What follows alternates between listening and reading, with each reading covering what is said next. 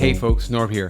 Today I'm taking a look at two solid mid-tier wireless active noise cancelling headphones, the Sony WH-CH710N and the Sennheiser HD450BT, to see which might best fit your needs. For this, I'm going to be looking at build, sound, call quality, active noise cancelling, the overall user experience, and the best overall value. I've done reviews on both, so I encourage you to check those out for detailed notes on each if you haven't already. Links to each in the description below. And as always, if you're trying to figure out what to look for in headphones, check out my buyer's guide to Bluetooth headphones. Link above my head and in the description below as well. Please note that this video is not sponsored. I buy my own equipment, which means that I'm often on the lookout for sales. For deal alerts when I get them, follow me at Norb Reviews on Twitter and on Instagram. Also, to help your research, I've added affiliate links to both products in the description below. If you decide to buy one of these, please consider using those links. It helps the channel out a lot and it keeps me making these videos for you. Please remember also to like and subscribe if you find this information useful. And if you have any questions, hit me up in the comments. Like, for example, Tech Andy, who asks, which sound better, the Sennheiser Momentum 3 or the AirPods Max? He added this to my comparison video between the AirPods Max, the Sony XM4, and the Bang & Olufsen Bayoplate H9s. I put a link to that video above my head and in the description below if you want to see the full conversation. Andy, thank you very much for your question, and it's because of that I'll be making a comparison video between the Momentum 3s and the AirPods Max in the near future. I'm working to build a positive tech community that includes you, so leave a comment below and I may feature your comment in a future video. With that, let's get started. Now, let's go ahead and start with the build. Both of these feature plasticky builds. Both have artificial leathers, both have ear pads that are easy to replace, and neither is sweat or water resistance. Their implementations, however, differ from there. Let's start with the Sony CH710Ns. These feel light, and honestly, they feel a little bit fragile. Now, that's mostly perception. That's not reality. The physical build quality itself is not bad, but I did expect more. The plastic is rough to the touch, which is distinctive, but it makes it feel a little bit on the cheap side. Still, it's more flexible than the HD450BTs. The hinges also do have a little bit more motion to them, which is good because it's just good. It's good. These come in at 221 grams or 7.8 ounces. These are light enough to wear for long periods and sturdy enough, though I wouldn't toss them in a bag without some kind of extra protection, which will cost you extra. Now, the HD450BTs, these are sturdy and they have a great smooth feel and touch. This combines with the thick, taut pads and the clean design to give these a very clean look. There's no cracking either when put under stress, although these are not anywhere nearly as flexible as the CH710Ns. They come in at 238 grams or 8.3 ounces, so they're a little bit heavier than the Sonys, but not by much. Again, I had no problem wearing these for long periods. So the winner? The Sennheiser HD450BT. These have a more premium look, a more solid feel, and they feel better constructed even if they're not as flexible. But again, this was close. The CH710Ns do a lot of things right, especially in the flexibility department. So I'm gonna go ahead and give Sennheiser 2 points and Sony 1 point for this. Moving on to sound. Both of these have distinctively different sound signatures, so it comes down to what you prefer. Starting with the CH710Ns. The sound on these was not impressive, not by default. It's a little bit muffled. The sound response on this emphasizes the lows and the highs with a dip in the mid. That's called the V-shape response. So it's great for pop music, but it drowns out some of the detail. They are decent enough for movies and games, however, and spoken content. The sound can be dramatically improved with EQing, but you will need a third-party EQ for this. These don't have access to Sony's excellent headphones app.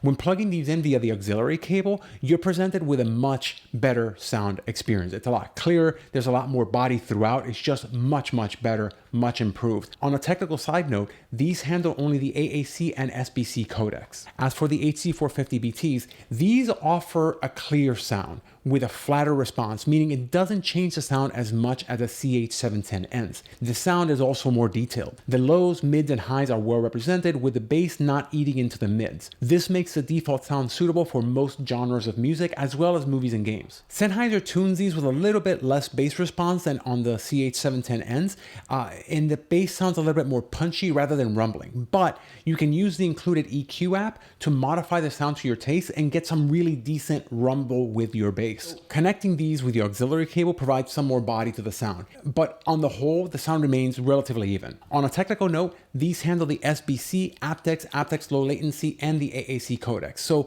the winner in this one, the Sennheiser HD450BTs. It's not even close.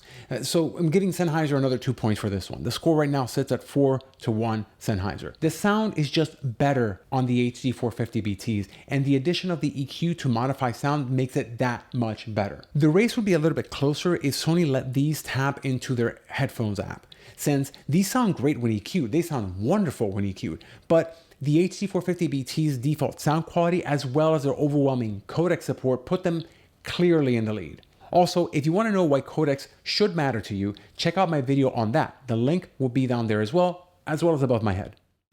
Now, moving on to phone calls.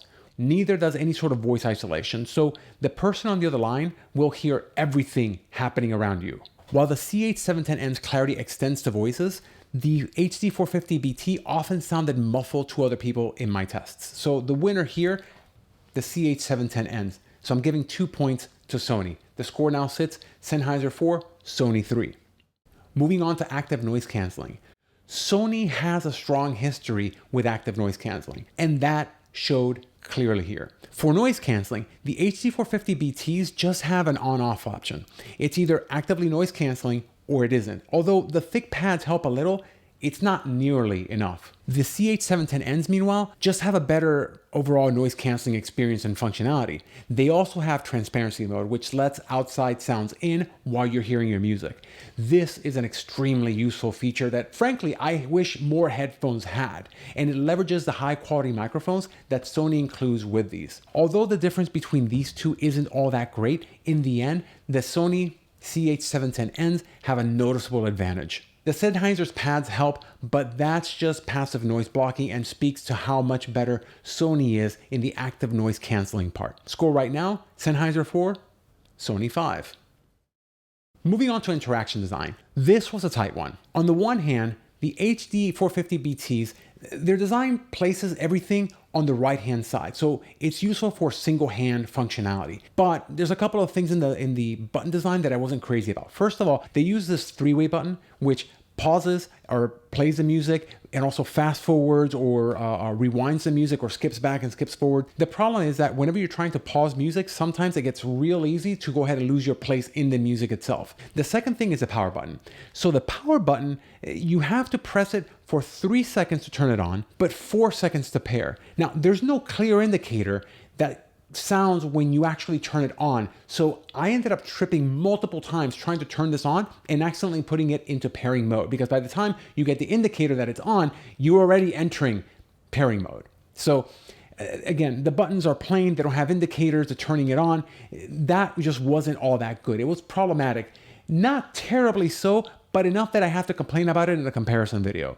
On the other hand, Sony's buttons make a lot more sense, although they are on both sides instead of one. They're better indicated, both visually and to the touch, and are easy for anyone to understand. It's really well thought out in design. But in addition to that, you have comfort.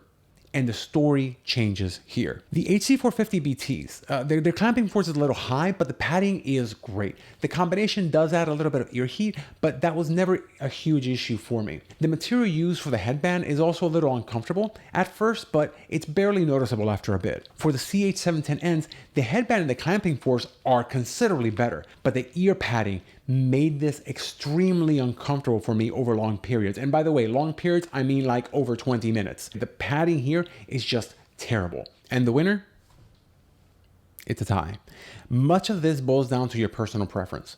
The buttons make sense in both, but the edge goes to the CH710Ns. As for comfort, I just found the 450BTs way better. Yeah, the clamping force was higher, but the pads made that a non-issue. Changing the ear pads on the CH710Ns completely changes my preference, but that's an extra cost, so I'm not gonna take into consideration here. And if you're going to modify things, finding a headband to cover the HD450BTs isn't a bad idea. So right now the score sits at 6-7 with Sony in the lead, but the last category remains: best overall value. Dollar for dollar,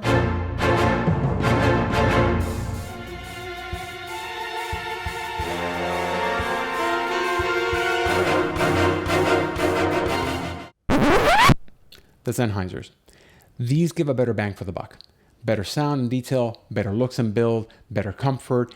It actually includes a carrying pouch, and it actually has an EQ with an app. But the CH710Ns often drop to half their price, to $100 or even lower. When that happens, obviously the value calculation changes, though plan to buy new ear pads as well. I highly recommend that, and that needs to be taken into consideration. Those will cost you about $20.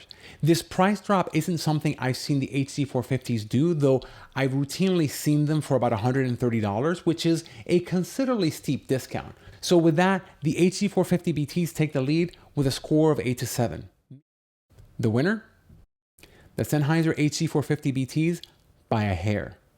This was close, and a lot of it boiled down to personal preference since they are so different in so many ways. Both are excellent headsets with minor flaws, and it all depends on whose flaws you're okay with. Honestly, you won't go wrong with either. Because they take such different approaches to some areas, it might be that you absolutely adore one and hate the other. Maybe to you, the score isn't that close. So, what do you think? Have you compared these two? If you have, I'd love to read your comments below. Anyway, thanks for watching, and I hope you found this useful. As always, if you like what you see, please remember to hit the thumbs up and subscribe buttons, and if you already have, thank you very much. With that, until next time.